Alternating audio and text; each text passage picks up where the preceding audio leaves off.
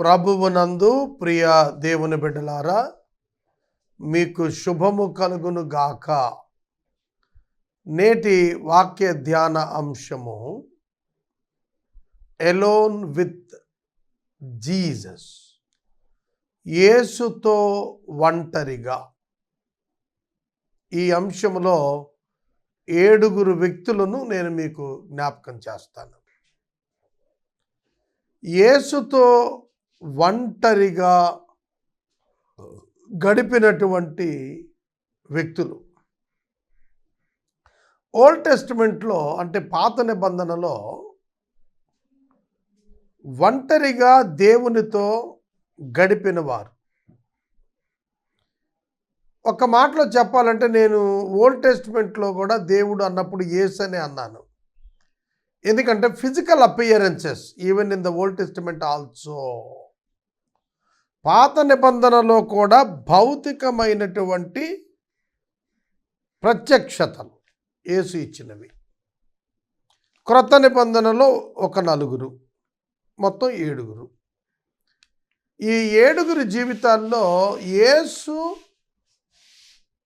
మరియు యేసుతో వారు, యేసుతో వారు, వారితో యేసు ఎటువంటి గొప్ప ప్రభావవంతమైన విషయాలు జరిగాయో చెప్తాను. మీరు కూడా యేసుతో ఒంటరిగా గడపటం అలవాటు చేసుకోవాలి. In prayer and with the word of God. మా నాన్నగారు కారుపాటి జెరమియా స్వామిదాస్ గారు ప్రభువునందు నిద్రించారు. ఆయన నాకు గొప్ప మార్గదర్శి ఆధ్యాత్మిక విషయాల్లో. హిస్ ప్రేయర్ లైఫ్, మా చిన్నతనంలో ఆయన ఒంటరిగా ప్రార్థన చేస్తూ ఉండేవాడు. డాబా మీదకి, మిద్దె మీదకి వెళ్ళి చాప తీసుకుని వెళ్ళి కూర్చొని, మరి ఆయనకి ఏ సమస్యలు ఉండేవో, ఆర్థిక సమస్యలు ఉండేవో లేక ఇతర ఏవైనా ఇబ్బందులకరమైన ఉద్యోగపరంగా ఏమైనా సమస్యలు ఉండేవో మాకైతే తెలియదు, కానీ ఆయన దేవునితో ఒంటరిగా గడపటం నేను పలుమార్లు సాక్ష్యం చెప్పగలను.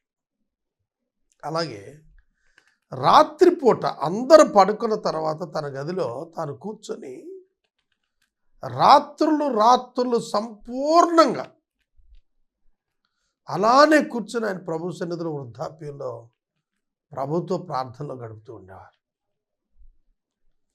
ఇక దేవుని వాక్య విషయంలోకి వచ్చేటప్పటికి కర్టిస్ హడ్సన్ అని ఆయన ప్రచురం చేసిన the sword of the lord అనే ఒక మ్యాగజైన్ ఉండేది మా చిన్నతనంలో. అది ఈనాడు పేపరు బ్లాక్ అండ్ వైట్ దినాలు ఎలా ఉందో అట్లాంటి మ్యాగజైన్. న్యూస్ ప్రింట్ పేపర్ మీద ప్రింట్ అయ్యేది. చాలా ఎక్కువ పేజెస్ ఉండేవి. ఆ పత్రిక తెప్పించుకునేవాడు విదేశాల నుండి. దానికి డబ్బులు కట్టేవారు, సబ్స్క్రిప్షన్ కట్టేవాడు డాలర్స్లో. కొనుక్కొని తెప్పించుకున్నాడు. అవి చదువుతూ ఉండేవారు. ఎంతో బైబిల్ గ్రంథాన్ని ఎంతగానో ధ్యానిస్తూ ఉండేవాడు ఒంటరిగా. అది నేను మీద చెబుతాను. సంఘంతో, కుటుంబంతో, సమాజంలో, కూటాలలో అది కాదు. Alone with Jesus in prayer and in Bible reading. ఎంత చక్కటి ఆధ్యాత్మిక జీవితాన్ని గడిపాడంటే, విజయవంతమైన ఆధ్యాత్మిక జీవితం. 82 సంవత్సరాలు ఆయన జీవించాడు. A model Christian life. అద్భుతమైనటువంటి క్యారెక్టర్. బైబిల్లో నుండి నేను మీకు 7 వ్యక్తులు జ్ఞాపకం చేస్తాను. మొట్టమొదటి వాడు అబ్రహాము, ఎలోన్ విత్ గాడ్. ఆదికాండం 18వ అధ్యాయంలో మమ్రేలో ఫిజికల్ అపియరెన్స్ ఆఫ్ గాడ్. 3 మనుషులుగా దేవుడు అక్కడ వారికి కనపడ్డాడు. 2 సొదొమకి వెళ్ళిపోయిన తర్వాత భోజనానంతరం ఇక దేవుడు అబ్రహాము కలిసి మాట్లాడుకోవటం, ప్రారంభించారు. దేవుడు చెప్పారు, అబ్రహామా, సొదొమను గురించిన మొర చాలా భయంకరంగా వచ్చింది, అది అలా ఉందో లేదో వెళ్ళి చూడటానికి వెళుతున్నాను అని చెప్పి వెళ్ళారు. అక్కడ అబ్రహాము 6 పర్యాయాలు లోతు కుటుంబాన్ని దృష్టిలో పెట్టుకొని ప్రార్థన చేశాడు. Greatest prayer. అబ్రహాము 50తో మొదలెట్టాడు, 45, 40, 30, 20, 10 6 సార్లు ఎంతో గోజాడి బ్రతిమలాడి ప్రార్థన చేశాడు. Alone with God. దేవుడు ఆ ప్రార్థన విని లోతును సొదొమ గొమొర్రాలో నాశనం కాకుండా అబ్రహాము ప్రార్థనకు జవాబుగా వెలుపలికి తీసుకుని వచ్చాడు. చూడండి, జంట నగరాలు తగలబడిపోయినాయి.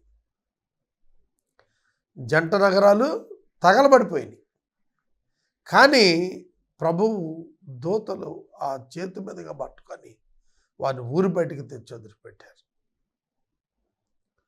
Alone with God. దేవునితో ఒంటరిగా గడపటం గొప్ప ఆశీర్వాదకరమైనది, దీవెనకరమైనది. శక్తిమంతులుగా మారుతారు విశ్వాసులు యేసయ్యతో ఒంటరిగా గడపటం వల్ల. ఇది నేర్చుకుందాం మనం. రెండవ వ్యక్తి మోషే. నిర్గమకాండ 3వ అధ్యాయంలో మోషే హోరేబు పర్వతం దగ్గర పొదలో మండుతున్నటువంటి దేవుని యొక్క దూత అగ్ని, పొద కాలిపోతోంది కానీ నాశనం కాటలేదు. ఈ గొప్ప వింత ఏమిటో చూద్దాం దగ్గరికి వెళ్ళినప్పుడు మోషే అని దేవుడు పిలిచాడు, మోషే అని. ఆ సందర్భం మీరు చూడండి. Alone with God. ఒంటరిగా ఉన్నాడు దేవునితో. ఈజిప్షియన్ బాండేజ్ నుంచి ఇశ్రాయేలీయులను విమోచించే, డెలివరెన్స్ చేసేటువంటి గొప్ప మిషన్ దేవుడు అక్కడ ఇచ్చాడు. ఇది మీరు ఆలోచించండి, ఎంత గొప్ప భాగ్యం మోషేకి. ఆ తర్వాత మోషే సీనాయి పర్వతం మీద 40 దినాలు దేవునితో గడిపాడు. ఇశ్రాయేలును తీసుకొని హోరేబు పర్వతం అని చెప్పేది, సీనాయి కూడా అదే. సీనాయి పర్వత శ్రేణి, ఒక కొండ పేరు హోరేబు. ఆ పర్వత శ్రేణిలో హోరేబు పర్వతం దగ్గర సీనాయి మీదకి ప్రభు దిగి వచ్చినప్పుడు 40 days and nights without taking water and food ఒంటరిగా దేవునితో ఉండిపోయాడు. Alone with God. దేవునితో గోజాడి ఉన్నాడు. ధర్మశాస్త్రం ఇచ్చాడు మోషేకి దేవుడు. అక్కడ ప్రత్యక్ష గుడారం యొక్క నమూనా ఇచ్చాడు. క్రీస్తు యొక్క సంపూర్ణ ప్రత్యక్షత అక్కడే మోషేకి వచ్చింది. కనుక మోషే దేవునితో గడిపాడు, ధర్మశాస్త్రం తెచ్చుకున్నాడు, ప్రజల ఎదుట దాన్ని చదివాడు, వినిపించాడు. ప్రజలందరూ దాని చొప్పున నడుచుకుంటామని వాగ్దానం చేశారు. 2 పలకల మీద దశాజ్ఞలు ప్రభువు స్వయంగా చేత్తో రాసినవి పట్టుకొచ్చాడు. దేవునితో గడపటం వల్ల అతని ముఖము మెరిసినట్లుగా లేఖనంలో రాసి, ముఖం మీద గుడ్డేసుకొని ఆయన ప్రజల మధ్యకు వచ్చాడు. ముఖాన్ని చూడలేపారు, సూర్యుని వలె మెరుస్తోంది ఆ ముఖం. What a mighty experience it is. Yes, alone with God, alone with Jesus transforms your life, explains your mission, strengthens your spirit powerfully. శక్తివంతంగా నీ ఆత్మను సిద్ధం చేస్తుంది దేవునితో గడపటం. 2 వ్యక్తులు అయ్యారు. ఇక 3వ వాడు మోసగాడైన యాకోబు. తండ్రికి తను ఏశావునని చెప్పుకొని దీవెనలు దొంగిలించి మామ ఇంటికి వెళ్ళి మోసగించబడి తిరిగి వచ్చేస్తున్నప్పుడు ఏశావుకు తెలిసి 400 మనుషులతో బయలుదేరి ఎదుర్కొంటానికి వచ్చినప్పుడు భయపడి ఎబ్బోకు రేవులోకి వెళ్ళిపోయాడు. చూడండి, మీరు గమనించారా? అబ్రహాము దగ్గరకు దేవుడు వచ్చాడు, అబ్రహాం దేవుడి దగ్గరికి వెళ్ళలేదు. మోషే కొరకు దేవుడు దిగొచ్చాడు, మోషే దేవుని కొరకు వెళ్ళలేదు. యాకోబు కొరకును యేసు దిగొచ్చాడు. ఆ రాత్రి ఒక నరుడు అతనితో పోరాడాడు.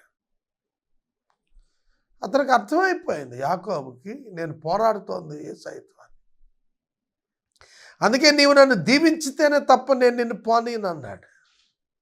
దీవెన అనుభవించాలి అని అంటే బ్రతుకుండాలి కదా. ప్రభు అడిగారు, నీ పేరేమిటంటే యాకోబు నన్ను ఒప్పుకున్నాడు. ఆ రాత్రి జరిగిన సంభవం ఏమిటో తెలుసా? యాకోబు చనిపోయి ఇజ్రాయేలు పునరుద్ధానమయ్యాడన్నమాట. It is the symbol of death and resurrection. పాపి అయిన యాకోబు చనిపోయి పోరాడి గెలిచిన ఇజ్రాయేలు ఉత్పన్నమయ్యాడు అక్కడ. హోషేయ గ్రంథం 12:3 అంటాడు, మగసిరి గలవాడై దేవునితో పోరాడాడట, దేవుని దూతతో పోరాడాడంట, ఒక నరునితో పోరాడాడంట.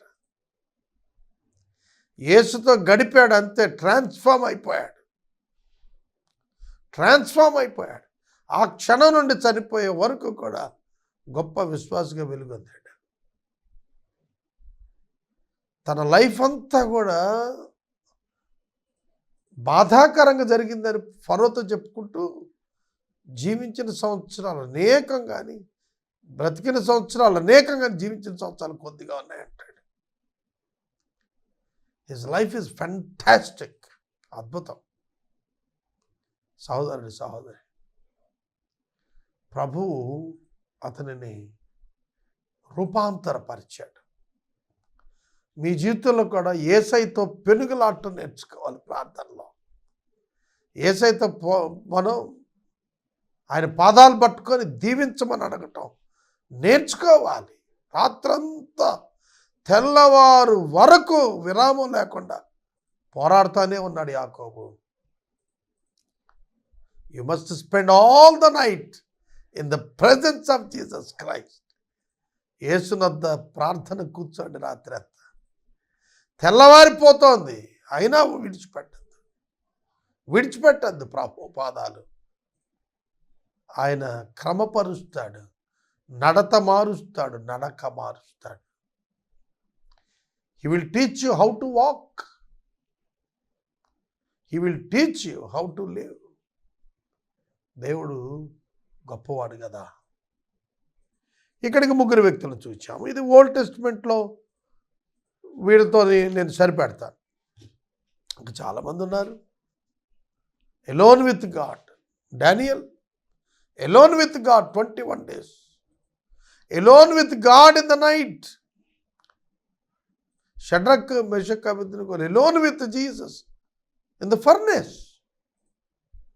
లయన్స్ డెన్లో Daniel alone with God. Changes all conditions. ఎంతోమంది ఉన్నారు. ఇక న్యూ టెస్ట్మెంట్లోకి వచ్చేటప్పటికి సమరయ స్త్రీ యాకోబు బావి సుఖారను ఊరి దగ్గర, యోహాను 4 సువార్త, అక్కడ ప్రభువు ఆమె జీవితాన్ని మార్చేశాడు. ఎంత గొప్ప కార్యం అండి ఆయన చేసింది. ఆమె తన కొండ విడిచిపెట్టి ఊరిలోకి వెళ్ళింది. నీళ్లు తెచ్చుకోవడానికి వచ్చిన ఆవిడ నీళ్లు తీసుకొని పోవాలి కదా, వెళ్ళలా. కొండ విడిచి సువార్త పట్టుకొని పోయింది సమరయకు. సమరయులందరూ బయలుదేరి కట్టుకొని బావి దగ్గరికి వచ్చేసారు. ఎంత ట్రాన్స్ఫర్మేషన్ అంటే, ఒక్క ప్రసంగంలోనే ఆయన ఆమెను రక్షణలోకి నడిపించారు, ఆమెను సువార్తికురాలుగా మార్చేశాడు, సక్సెస్ఫుల్ ఇవాంజలిస్ట్గా ఎంతోమందిని ఊరిని రక్షించేటువంటి తల్లిగా మార్చేశాడు. What a great transformation. 5 భర్తలు మార్చేసిన ఆవిడ 6వ వాడితో ఉంటున్న ఆవిడ పరిశుద్ధత అంటే ఏమిటో నేర్చుకుందండి. ప్రభు పాదాల దగ్గర. ఆధ్యాత్మిక దప్పిక ఆవిడది శాశ్వతంగా తీర్చబడింది.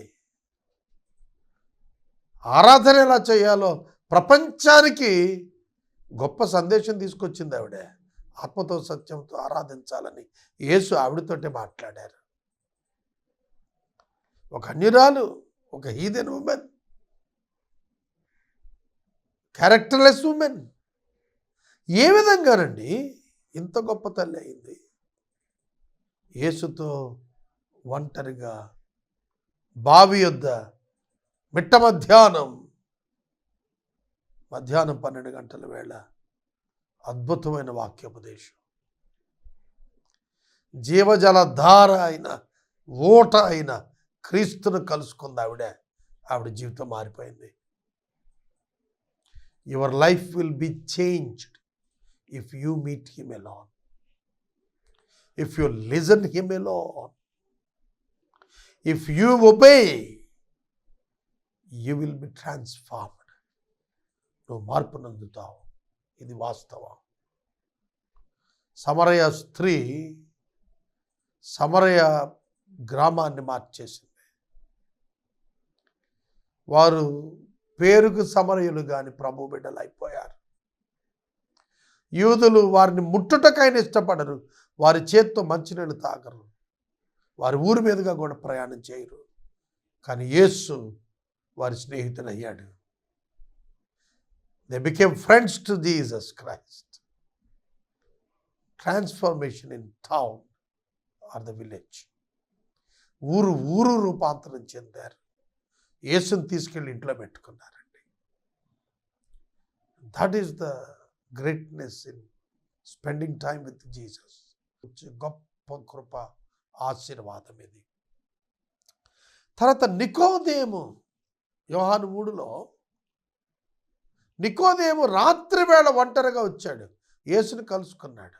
దాని ఇంపాక్ట్ 3.5 సంవత్సరాల తర్వాత యేసు చనిపోయినప్పుడు యేసు శవాన్ని పాతిపెట్టడానికి అరిమతయి యోసేపుతో కలిసి వచ్చాడు నికోదేము.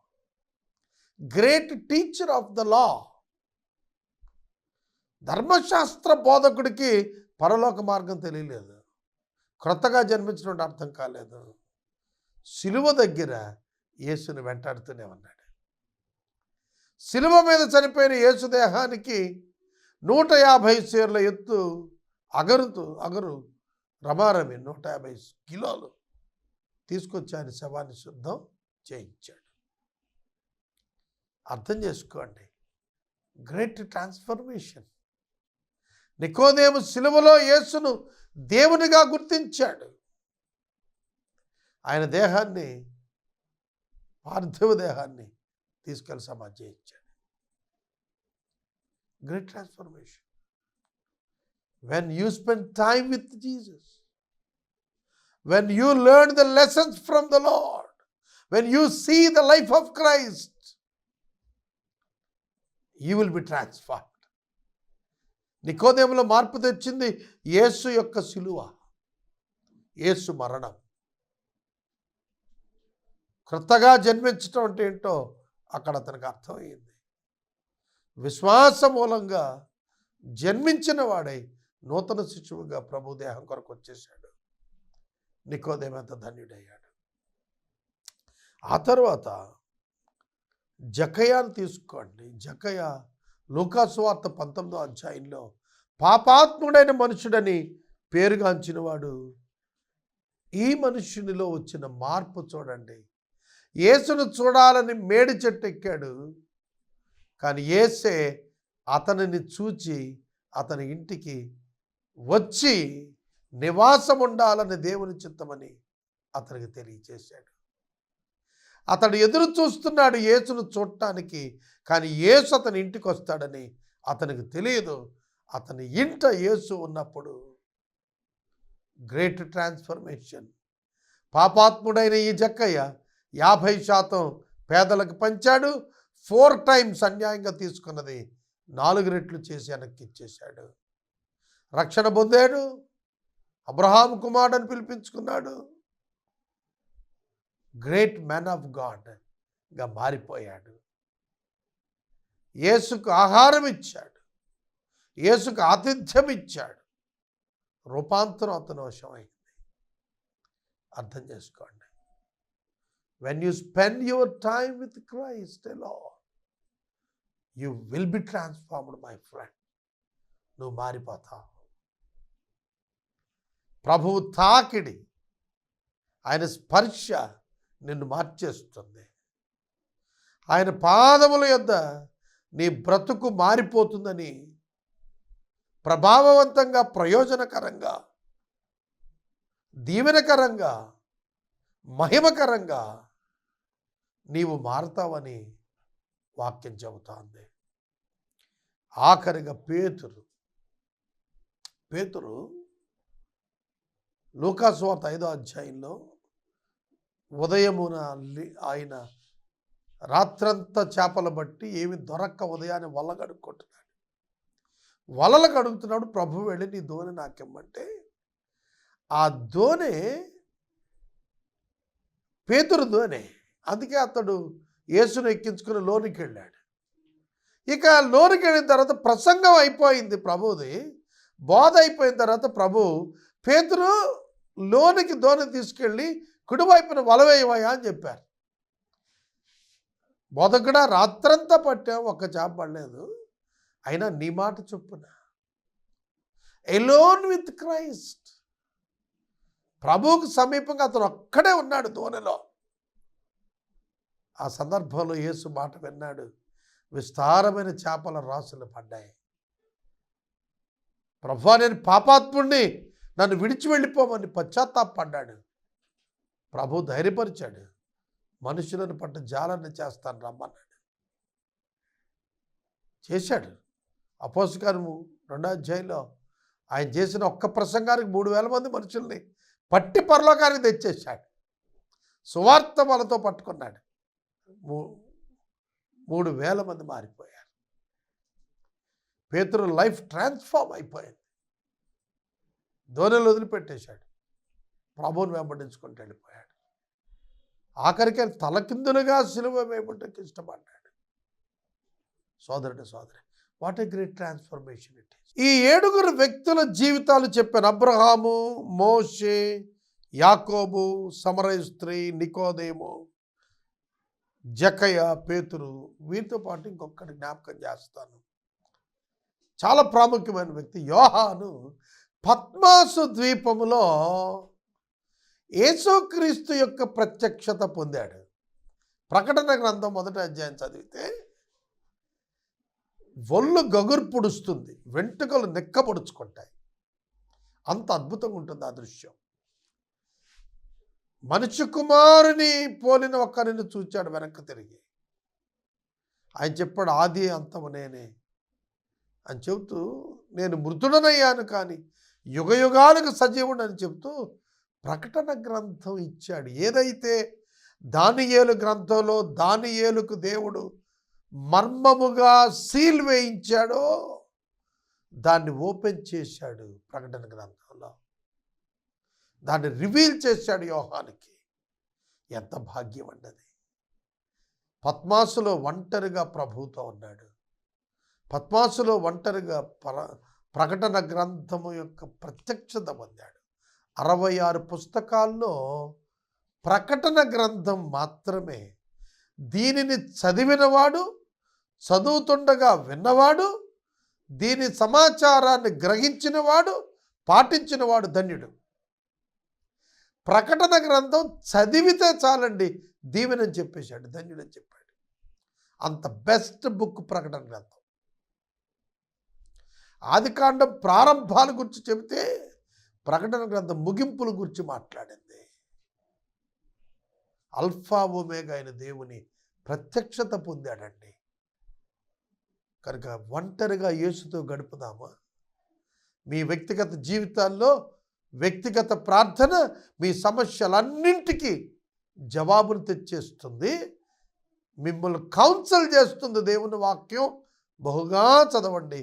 దావీదు రాత్రి జాములందు క్రొవ్విన మెదడు దొరికినట్టుగా భావించి ధర్మశాస్త్రాన్ని ఉపాసన పట్టి అందరి ఆశ్చర్యకరమైన సంగతులు చూచేట్లు కన్నులు తెరవమని బ్రతిమలాడుకున్నాడు. The more you come nearer to the Lord, you will see the greater things in the word of God. దేవుని వాక్యంలో గొప్ప కార్యాలు నువ్వు నేర్చుకుంటావు, తెలుసుకుంటావు. అట్టి కృప ప్రభువు నీకు ఇచ్చును గాక.